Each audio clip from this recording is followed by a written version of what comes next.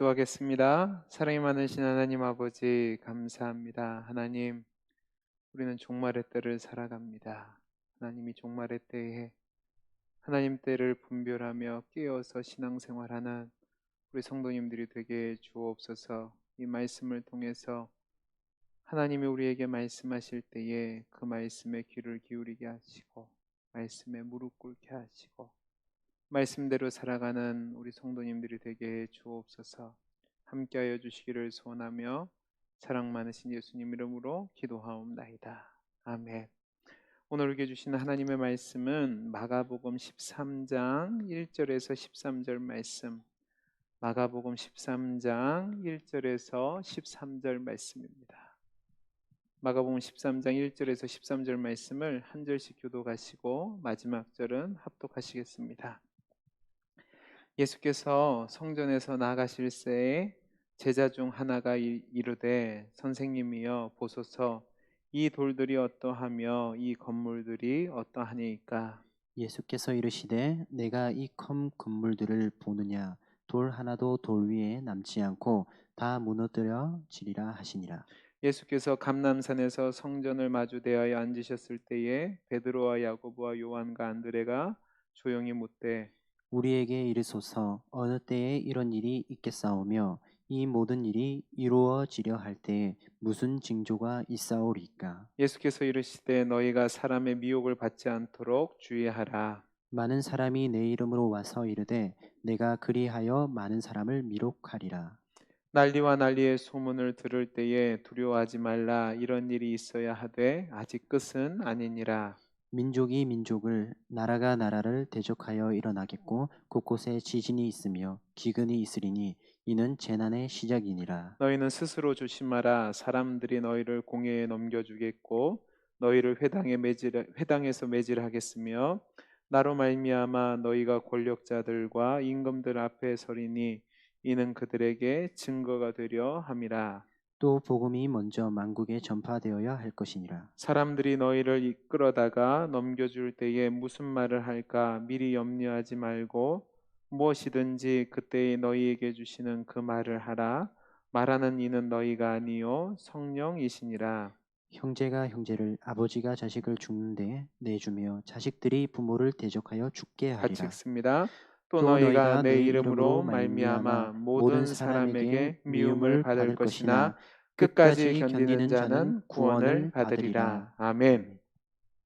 오늘 말씀은 예수님께서 성전에서 나가시는 중에 제자 중 하나가 성전 건물의 위용에 감탄해서 예수님, 이 성전이 어떻습니까? 라고 묻자 이 성전에 임할 심판과 종말에 대해서 말씀하시는 내용이 기록되어 있습니다. 이 내용은 예수님의 공생애를 통해서 볼 때 예수님께서 잡히신 고난주간 화요일 날 제자들에게 주신 교훈으로 소위 감람산 강화라고도 불리우는데요. 이 감람산 강화의 내용을 보면 종말과 재림에 관한 예언과 교훈이 담겨져 있습니다. 이 내용은 마태복음 24장과 병행되는 부분인데요. 종말에 관한 내용을 집중적으로 제시하기 때문에 많은 성경학자들은 또 이렇게 표현하기도 합니다. 소계시록이라고 표현하기도 합니다. 예수님께서는 이제 메시아로서 3년간의 공생의 사역을 마감할 시점에서 장차 닥칠 일들을 미리 예고하시고 이에 대비하도록 마지막 가르침을 제자들에게 주고 계십니다. 오늘 말씀의 대략은 이렇습니다. 예수님이 성전에서 나가실 때에 이 예루살렘의 성전의 그 화려함을 보고 그 웅장함에 감탄하면서 제자 하나가 이 돌들과 건물을 보셨습니까? 정말 멋지지 않습니까? 라는 질문을 하는 겁니다.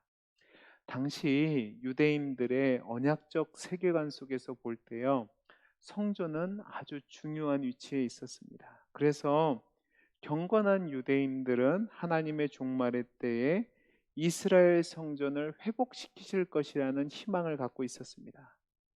재미있는 것은요, 이 성전이 유대인들을 달래기 위해서 헤롯이 건축했다는 사실을 알면서도 이 유대인들은 이 성전을 자랑스러워했다는 겁니다. 그도 그럴 만한 것이 이때 당시 예루살렘 성전은 예수님이 사역할 당시에도 이미 50년이라는 긴 시간 동안 건축이 계속되어 왔습니다. 그 터가 얼마나 컸냐면요, 예루살렘 면적의 전체의 6분의 1 정도가 되었다고 합니다. 그리고 성전 주춧돌의 그 하나의 크기만 해도 가로가 7.3m, 세로가 1.2m가 될 정도였으니까 그 크기와 웅장함이 어마어마했던 거죠. 요세푸스라는 역사가가 있는데 그 사람의 말에 의하면요, 성전의 바깥 표면은요 금으로 덮었다고 얘기합니다. 그래서 아침 해가 떠오를 때가 되면 그 빛이 금으로 덮인 성전 벽에서 반사되어서 감히 눈을 뜨고 볼 수 없을 정도로 찬란하게 빛났다고 얘기합니다. 이 예루살렘 성전은 한마디로 얘기하면 당시 문명의 기술을 그리고 예술을 총집결해서 만든 건축물이었다고 봐야 합니다. 그러나 아무리 그것이 화려하고 웅장하다고 할지라도 우리 예수님은 이 성전의 외적인 것을 보지 않으셨습니다. 대신 그 웅장함과 화려함에는 전혀 요동 없으시고 뭐라고 말씀하시냐면 돌 위에 하나도 남김없이 다 무너뜨려질 것이라고, 완전히 멸망당할 것을 예고하셨습니다. 다음으로 3절에서 13절까지 내용을 보면 예수님께서 이제 감람산에 올라가신 뒤에 다시 성전을 매주 마주 대하여 앉으신 다음에 제자들에게 성전 파멸에 대한 예언이 언제 이루어질 것이며 그 일이 이루어질 때의 징조가 어떤 것인지에 대해서 대답을 해주시는 장면이 나와 있습니다. 예수님은요, 종말의 때 있을 여러 징조에 대해서 말씀하시는데 좀 더 구체적으로 살펴보면 거짓 그리스도가 출현될 것이고, 전쟁이 일어날 것이고, 민족들 간의 다툼이 일어날 것이고, 지진과 기근, 그리고 성도들에 대한 대대적인 핍박의 문제가 나타날 것이라고 이야기합니다. 그런데 중요한 것은 여기서 예수님이 말씀하신 종말의 징조들은 종말 그 자체가 아니라 본격적인 재난의 시작일 뿐이고, 이는 세상의 종말에 온갖 혼란과 여러 가지 징조들이 나타나지만 역사의 진행 방향은 만국의 복음이 증거되는 방향으로 나아갈 것이라는 사실입니다. 그러니까 제자들에게 종말의 때 너희에게 환난도 있고 핍박도 있고 어려움도 있을 것이지만 두려워하지 말고 끝까지 신앙을 지키며 나아가라고 말씀하고 계시는 겁니다. 이 말씀 속에서 우리가 중요하게 봐야 될 단어가 하나가 있는데 그것이 무엇이냐면 넘겨준다라는 표현입니다. 이 넘겨준다라는 표현이 9절 말씀에도 나오고 11절과 12절 사이에 3번이나 나오는데요, 9절에서는 공예는 9절 말씀에 보면 공예가 나오는데 이 공예는 유대인들의 사내들인 공예를 말하는 것이고요, 11절에서 넘겨준다는 것은 이방인들의 법정에 넘겨지는 것을 염두에 둔 것이고요, 12절에서는 형제가 형제를, 아비가 자식을 죽는데 내어주는데 나오는 구절로 나와 있습니다. 이것은 무엇이냐면 가족 구성원들 간에도 복음 때문에 서로 적이 되는 극한 상황에 임하게 될 것이고 성도들은 그때에 버려지게 될 것이라고 이야기하고 있습니다. 근데 중요한 것은 이러한 극한 어려움 속에서 하나님의 참된 백성이 누구인지 드러나게 된다는 것이고, 그 속에서 하나님은 그들을 지키시고 보호하신다는 사실입니다. 분명히 말세의 때가 되면 주님의 복음을 증거하는 자들, 주님을 믿고 따르는 제자들은 매질을 당하고 심지어는 죽는데 넘겨짐을 당할 것이고 가족들에게도 버림을 당할 것입니다. 그러나 이것이 성도들에게, 그리스도를 믿는 제자들에게 문제가 되지 않는 것은 그 고난이 계속되는 것이 아니라 새로운 세상이 시작할 때가 되면, 즉 하나님의 나라가 완성되고 이 땅에 온전히 임하게 되면 그 어려움들은 사라지게 될 것이고 또 우리는 영광스럽게 될 것이며 우리가 고난당하는 중에도 하나님이 함께 하셔서 우리로 하여금 힘을 주신다고 말씀하기 때문에 그렇습니다. 그러니까 예수님께서는 제자들에게 소망을 가지고 구원에 이르는 인내를 가지라고 말씀하는 겁니다. 이 말씀을 통해서 우리가 오늘 아침에 몇 가지 교훈 얻기를 원하는 것이 있는데, 첫째는 무엇이냐면 신앙의 중심은 건물이 아니라 예수 그리스도라는 사실입니다. 우리 1절 2절 말씀을 같이 한번 읽어보겠습니다. 시작. 예수께서 성전에서 나가실 때에 제자 중 하나가 이르되 선생님이여 보소서 이 돌들이 어떠하며 이 건물들이 어떠하니까. 예수께서 이르시되 내가 이 큰 건물들을 보느냐. 돌 하나도 돌 위에 남지 않고 다 무너뜨려지리라 하시니라. 아멘.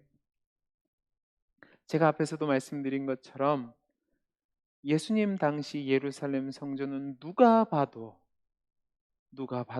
그 성전의 아름다움과 화려함과 웅장함에 압도되어서 감탄할 수밖에 없는 것이었습니다. 이 예루살렘 성전을 소위 헤롯 성전이라고도 불리우는데요. 이 헤롯이라는 사람은 원래 이스라엘 사람이 아니라 이두메 사람, 에돔 족속이었습니다. 그러니까 늘 정통성 시비가 붙었습니다. 어떻게 이스라엘 사람이 아닌 사람이 이스라엘을 다스릴 수 있을까라는 이 정통성 시비가 붙었는데, 이 헤롯은 자신의 정통성 시비를 잠재우기 위해서 유대인들의 관심을 끌고 정치적인 입지를 단단히 하기 위해서 엄청난 재원을 투자해서 성전을 아름답고 화려하게 지었습니다. 제가 말씀드린 것처럼 이 성전은 벌써 50년 동안이나 지어왔고요. 앞으로 30년 동안이나 더 지어야 합니다. 그러니까 80년 동안 지어진 성전이니까 얼마나 화려하고 멋지고 웅장했겠습니까? 그러다 보니까 유대인들은 헤롯은 싫어했지만 그가 지은 이 성전만은 너무나도 자랑스러워했고 좋아했습니다. 근데 예수님은 뭐라고 얘기하냐면 중요하지 않다는 겁니다. 그것이 아무리 크고 웅장하다 할지라도 그곳에 하나님이 임재하지 않으면 결국은 돌 하나도 돌 위에 남지 않고 다 무너지게 될 것이라고 주님은 예언하시는 겁니다. 아마 이때 당시 유대인들은 이 성전이 계속될 것이라고 생각했던 것 같습니다. 이렇게 멋진 성전이, 이렇게 웅장한 성전이 무너질 일이 없다고 생각했던 것 같습니다. 그리고 이 성전의 말세가 되면 여호와가 보낸 메시아가 그 성전을 완전히 회복시키시고 자기들을 영화롭게 할 거라고 생각했습니다. 주님은 착각이라는 겁니다. 예수님은 겉은 화려하지만 돈과 권력에 취해서 예수님도 알아보지 못한 채 강도의 소굴로 변한 그 성전이 결국에는 돌 하나도 돌 위에 남지 않고 완전히 무너지게 될 것이라고 무서운 예언을 하고 계신 겁니다. 저는 이 예수님의 경고가 우리에게 주시는 경고라고 생각합니다. 여러분, 교회의 진정한 신앙의 기준은 건물이 아닙니다.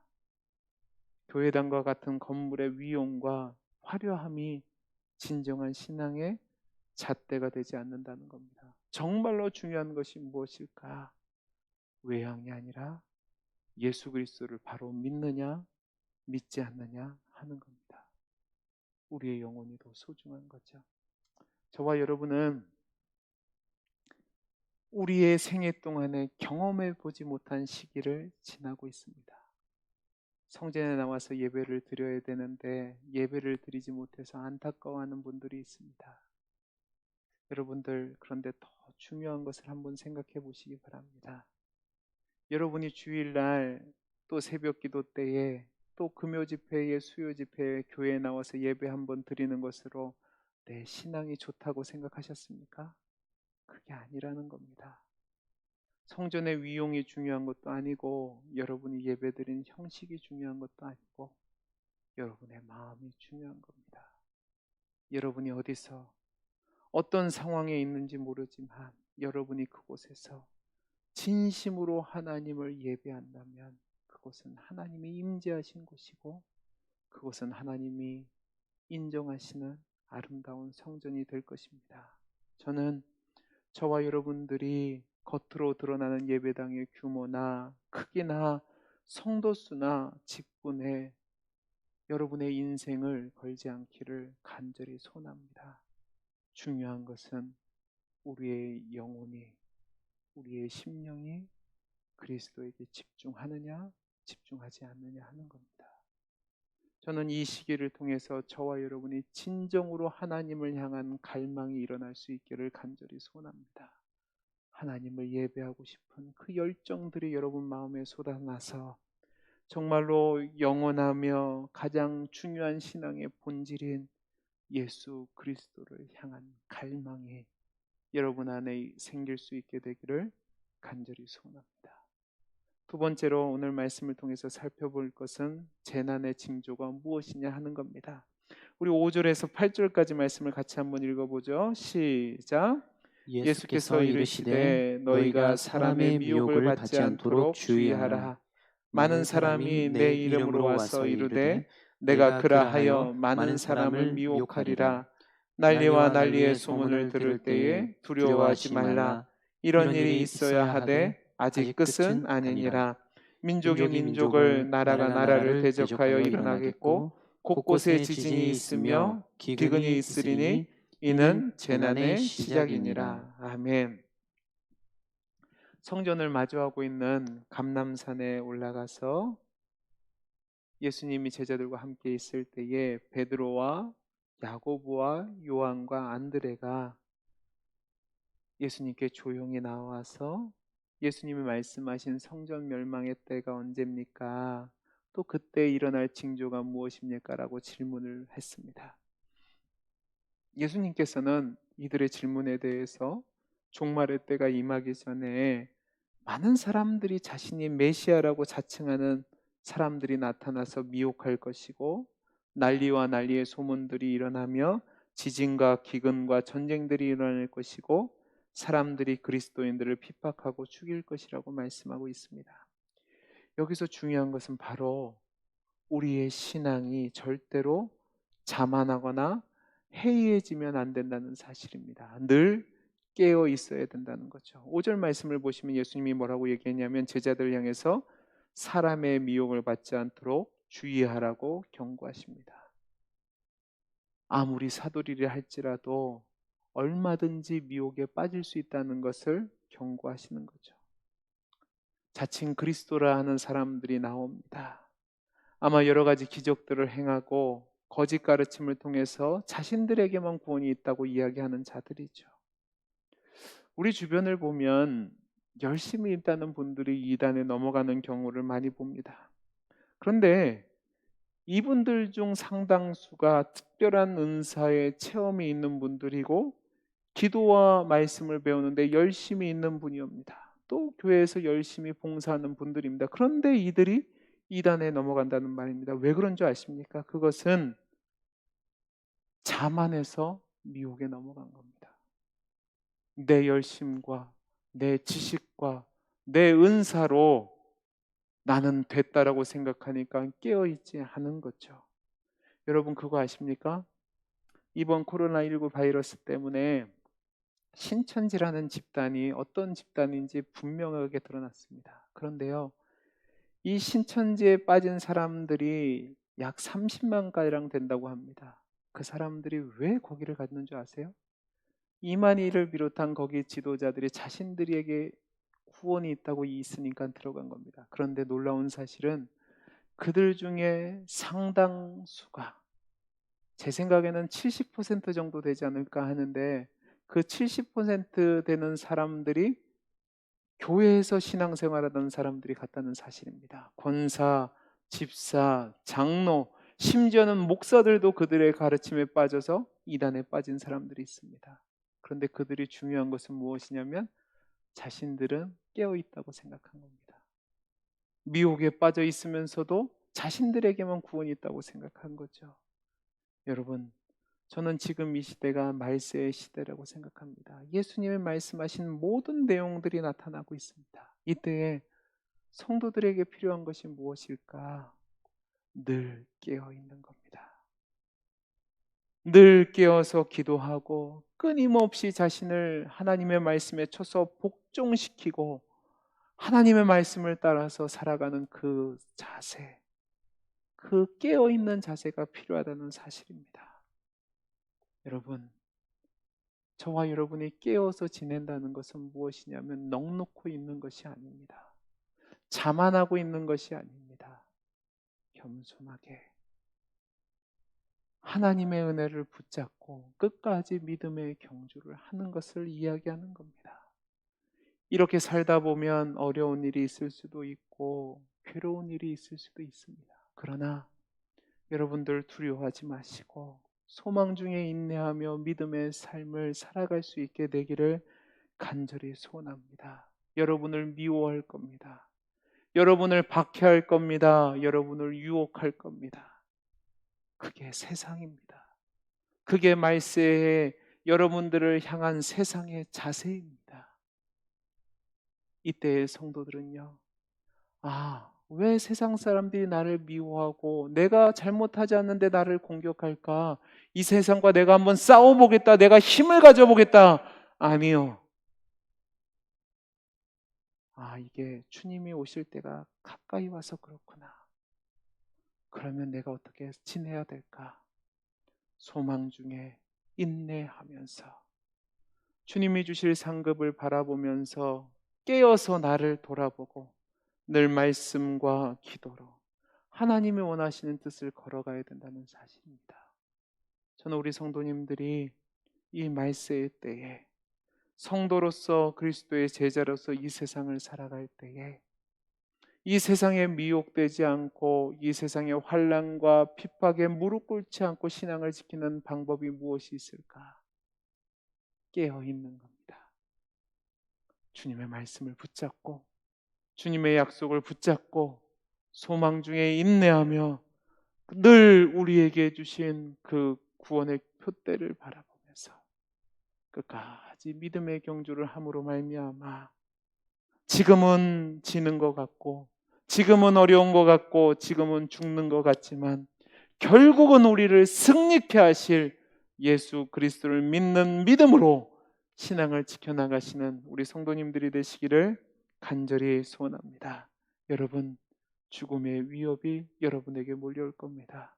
핍박이 올 겁니다. 환란이 올 겁니다. 그러나 그것이 끝이 아니고 주님이 여러분과 함께 계시고 여러분에게 궁극적인 승리와 구원을 주실 겁니다. 하나님의 나라가 임할 때에 내가 누리게 될 그 승리의 기쁨과 감격과 영광을 소망하면서 늘 깨어서 믿음의 삶을 살아가는 우리 성도님들이 되시기를 간절히 소원합니다. 기도하겠습니다. 사랑이 많으신 하나님 아버지, 종말의 때가 오면 많은 거짓 영들이 우리를 미혹할 것입니다. 또한 세상이 우리를 무서운 기세로 위협하고 신앙을 버리도록 유혹하고 우리를 흔들 겁니다. 그러나 우리 성도님들 늘 깨어서 소망 중에 인내하며 믿음의 경주를 다함으로 말미암아 구원을 주시는 그 하나님의 은혜를 누리게 해주시고 구원의 상급을 풍성히 누릴 수 있도록 함께하여 주옵소서. 은혜 주시기를 소원하며 감사하며 사랑 많으신 예수님 이름으로 기도하옵나이다. 아멘.